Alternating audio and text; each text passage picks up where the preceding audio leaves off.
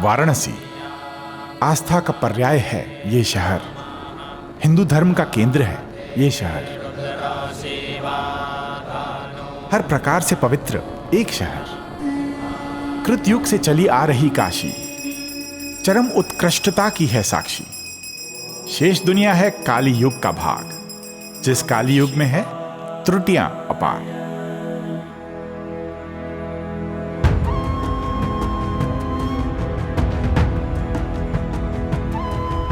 क्यों ये शहर इतना पवित्र है? जहां रग रग हो शिवमय, ये वो शहर है जिसकी तटों को धोती गंगा की लहर है।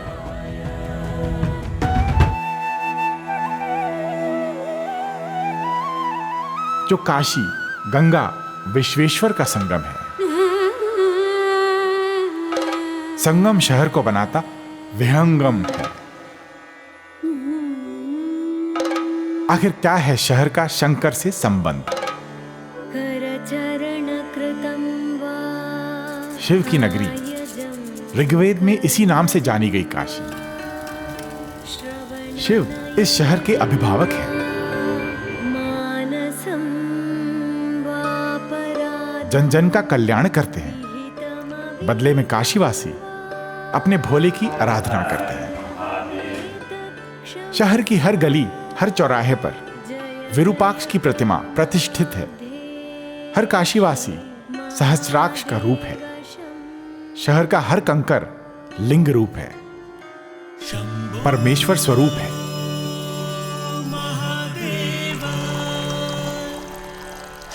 क्यों ये नगरी शिव को प्रिय है? कहते हैं एक बार युद्ध हुआ। क्रुद्ध ललाटाक्ष ने भगवान ब्रह्मा का 5वां सिर काट डाला।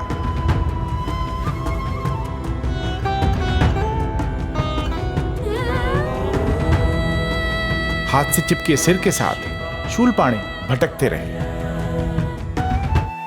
काशी पहुंचे तो चमत्कार हुआ, सिर धरती पर गिरा।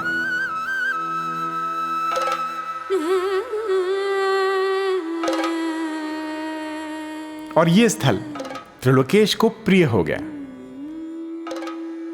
फिर यह शहर शिवमय हो गया।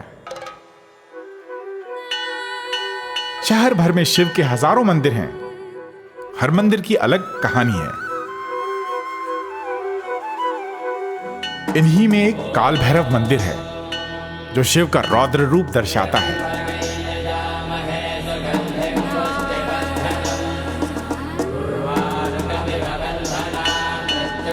द्वार से फूलों से लदा चांदी का चमकता चेहरा दिखता है।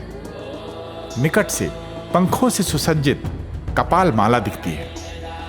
मंदिर के दरवाजे पर भी एक रखवाला है। यहां भैरव की सवारी या श्वान विराजमान है।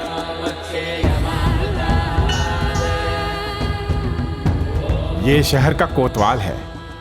यही शहर का अभिभावक है। जब कोतवाल की अनुमति मिले तभी काशी नगरी का दर्शन हो।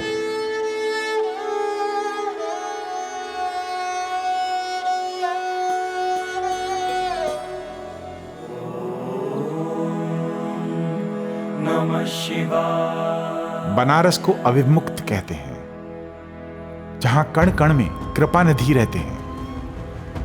उस नगरी की रक्षा करते हैं जो प्रलय के भय से मुक्त है, त्रिशूलधारी के त्रिशूल पर बसी है।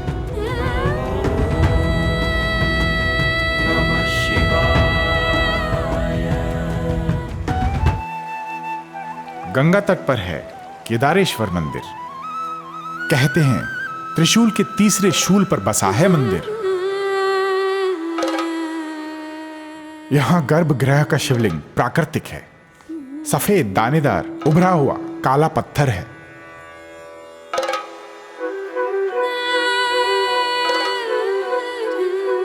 शिव इस नगरी की रक्षा ही नहीं करते, इस शहर में वास भी करते हैं। तभी तो काशी को रुद्रवास भी कहते हैं। रुद्रवास अर्थात भगवान रुद्र का वास। जब अंबिकानाथ मां अंबिका से एकाकार हुए, हिमाद्रीवास छोड़ा, वाराणसी आ बसे। काशी यानी ज्योति, जहां विश्वनाथ ज्योतिर्लिंग रूप में है।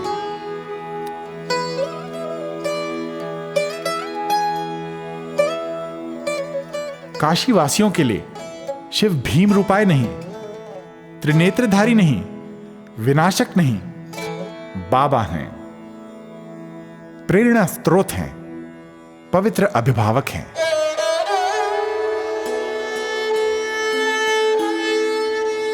जब दो काशीवासी टकराते हैं, पारंपरिक नमस्ते नहीं कहते, कहते हैं महादेव। महादेव महादेव महादेव महादेव या फिर हर हर महादेव।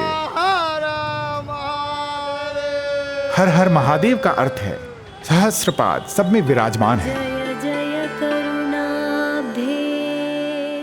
काशीवासी अपने देव की मन से सेवा करते हैं। सुबह स्नान कर गंगा जल लाते हैं, अपने अव्यक्त देव का अभिषेक करते हैं।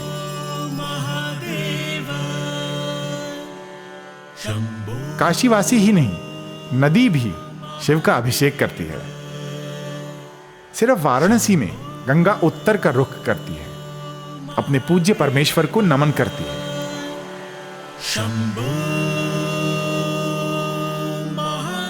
कुछ तो कहते हैं शिव के सिर पर चंद्र सरीख ही दिखती है।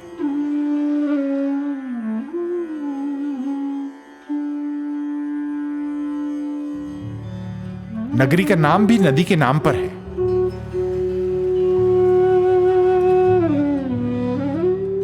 गंगा, वरुणा और असी के संगम पर बसी वाराणसी। एक समय था जब काशी से गंगा का नाता न था, पर आज कल्पना भी नहीं की जा सकती बिन गंगा काशी की।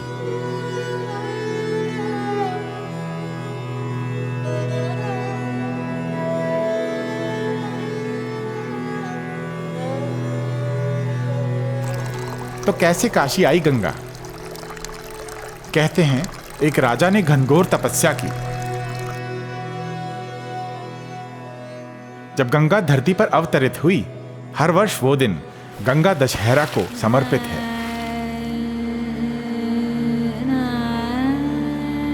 तपती मई में यह पवित्र दिन आता है, पर बनारस में गंगा तट पर भक्तों को कौन रोक पाता है?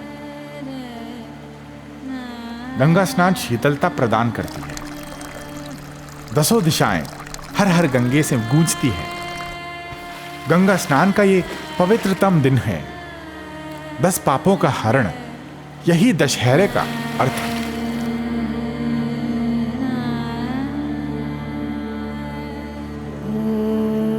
पर क्यों गंगा आई धरती पर? राजा भागीरथ के पूर्वज ऋषि कपिल के कोप भाजन बन गए थे। ऋषि के क्रोध से जलकर राख हो गए थे। मोक्ष प्राप्ति का एक ही मार्ग था, स्वर्गलोक की गंगा को धरती पर लाना था। राजा भागीरथ ने घनघोर तपस्या की। प्रसन्न गंगा धरती पर उतरने को तैयार हुई, पर गंगा की तेज धार धरती कैसे बर्दाश्त करती? तब भक्त वत्सल ने भक्त के मदद की ठानी। खटवांगी की गांठों में उलझी गंगा की तेजी, और कल कल जलधार धरती को नहला चली। धरती को गंगा का आशीर्वाद मिला।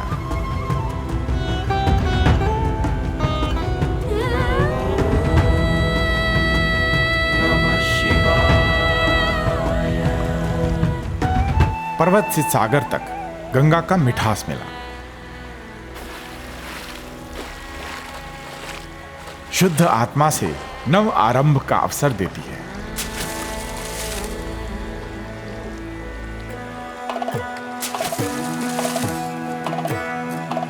दूर दूर से लोग तट पर आते हैं, गंगा में अस्थि विसर्जन करते हैं और ये मानते हैं यही मोक्ष का मार्ग है, सार्थक जीवन का प्रतीक है, नई आशाओं की चमक है।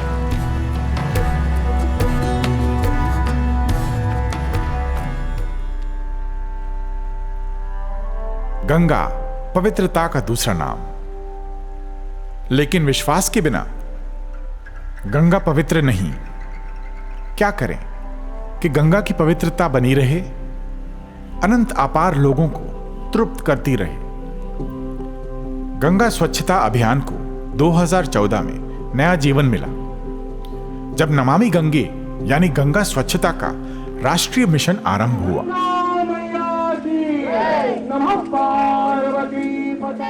गंदगी की चुनौती कितनी बड़ी है।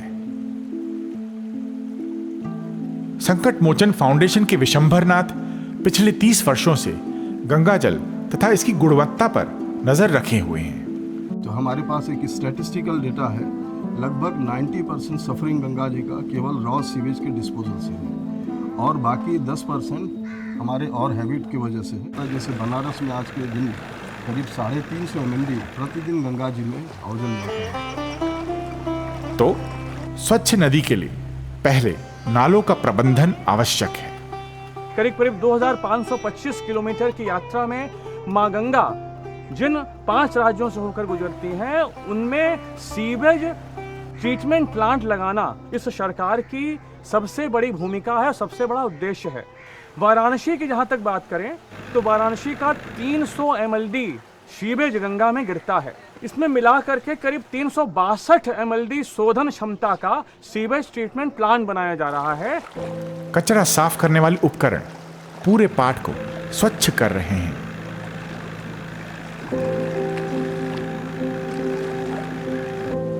नदी की स्वच्छता के लिए नमामि गंगे कार्यकर्ता कई प्रयास कर रहे हैं। क्योंकि इस पॉलिथीन रूपी जो झोले ने हमको बहुत प्लास्टिक प्रदूषण दूर करने के लिए कपड़ों के थैलों का उपयोग कर रहे हैं। इन प्रयासों में काशीवासी विशेषकर नाविक भी हाथ बटा रहे हैं। पूरे घाटों की जो मिट्टी हटाने की काम किया जाता था, चाहे सरकार के द्वारा किया जाता हो, उसमें हम लोगों के लोग ही काम करते थे। हम लोगों को नहीं होता था तो हम लोग अपने घाटों को खुद सफाई करते थे और बहुत पहले से ही करते आ रहे हैं, अभी भी हम लोग करते हैं।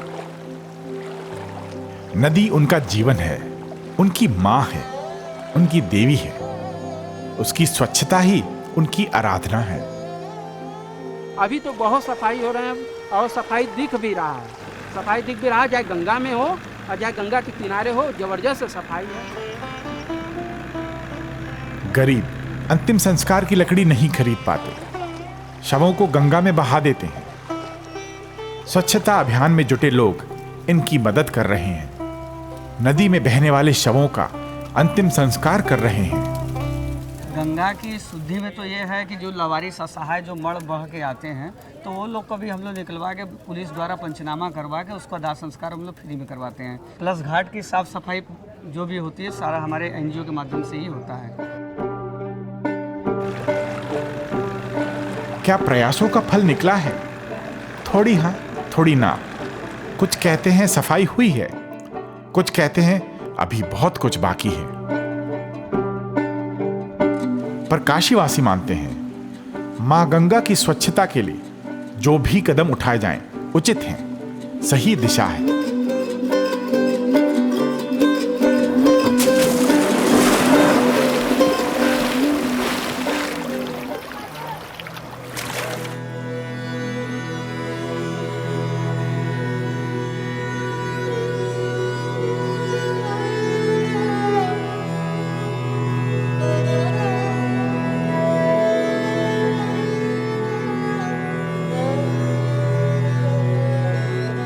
वाराणसी के गंगा घाट अद्भुत हैं।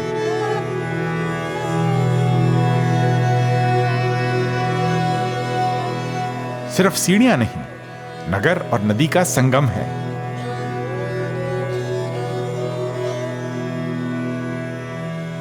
कुल 88 घाट हैं। शिल्प, दृश्य तथा गुणों में भिन्नता है। घाटों की बहुरूपिता शहर की पहचान है।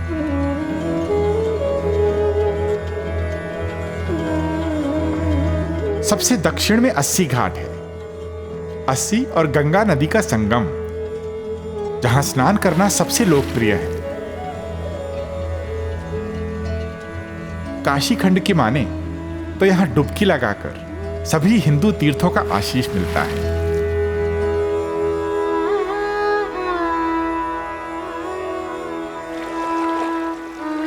कई लोग यहां स्नान कर पीपल के पेड़ तले शिवलिंग की पूजा अवश्य करते हैं।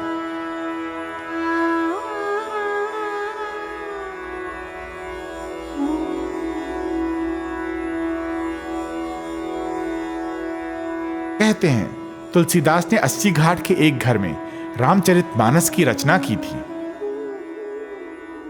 तुलसी घाट उन्हीं के नाम पर है।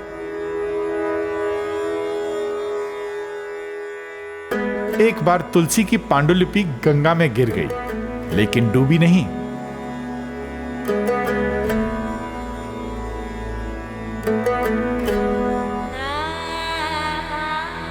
तुलसीदास का घर, समाधि, खड़ाओ, तकिया और उनकी हनुमान जी की प्रतिमा आज भी पूजे जाते हैं।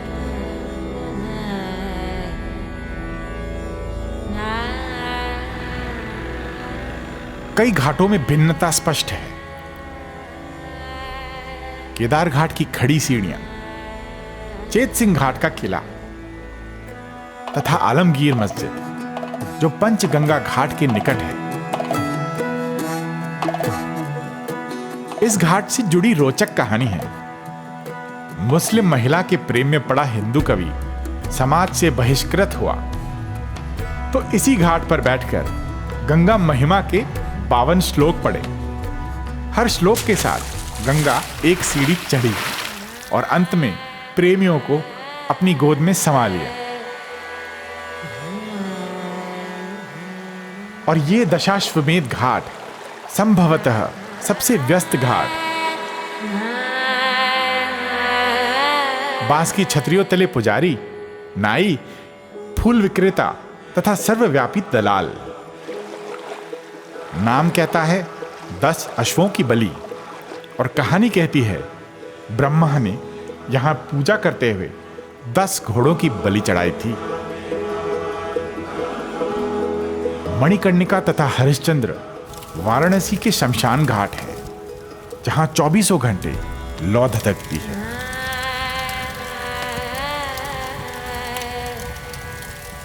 वाराणसी में मृत्यु वांछित है, जो जीवन मरण के बंधन से मुक्ति है। भिन्नता के साथ घाटों में समानता भी है। प्रार्थना, स्नान, शोक, सैलानी, सभी घाट सनातन हैं, पवित्र हैं, अलौकिक हैं। सभी घाट सुवासित हैं, नदी से और नगर से।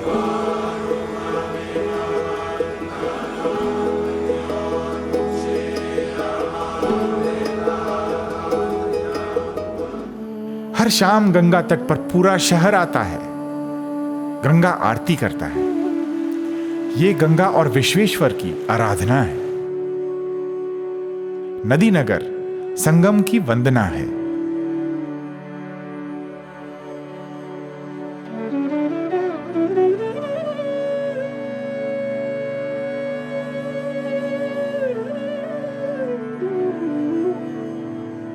ये दशाश्वमेध घाट के पुजारी हैं, गंगा आरती की तैयारियों में जुटे हैं।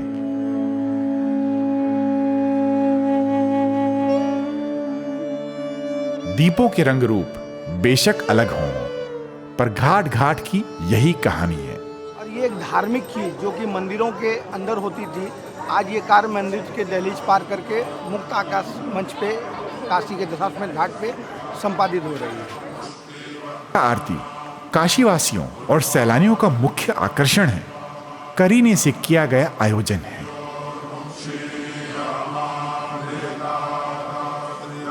मुख्य आरती से पूर्व लघु आरती होती है। मां गंगा को फूल, दूध और दीप समर्पित की जाती है।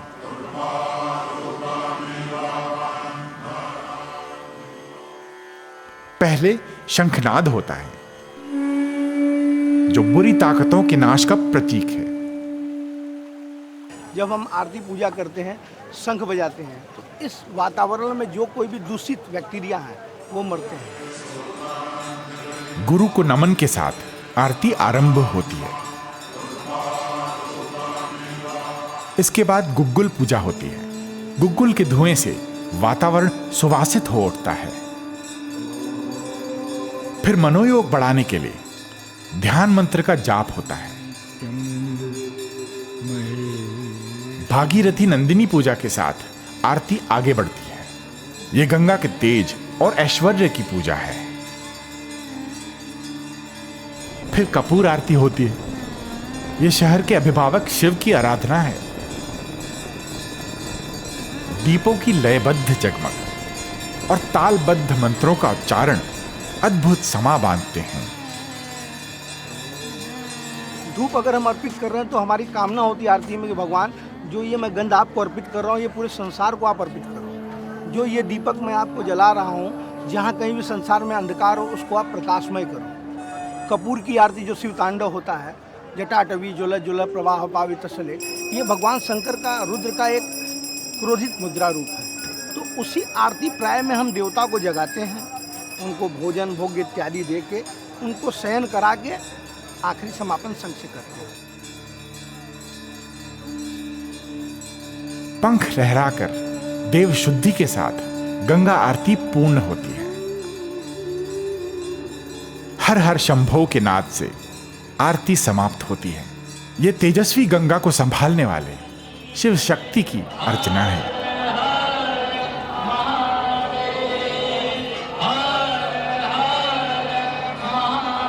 आरती समाप्त, भीड़ बिखर जाती है, पर श्रद्धा, शुद्धता, निकटता सबको एक सूत्र में बांधे रहती है।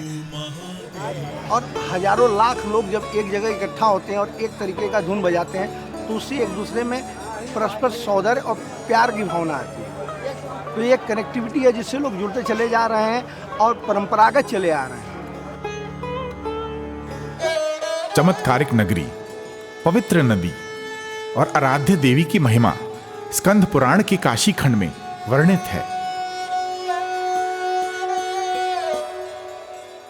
धरती पर कई पवित्र स्थल नहीं है क्या? पर काशी के कण की बराबरी किसी में है क्या? सागर में कई नदियों का मिलन नहीं होता, पर काशी में स्वर्ग की नदी के समान कोई है क्या? धरती पर और मुक्ति क्षेत्र नहीं है क्या? पर सहस्त्रपाद कभी नगरी के किसी भाग से अलग हुए हैं क्या?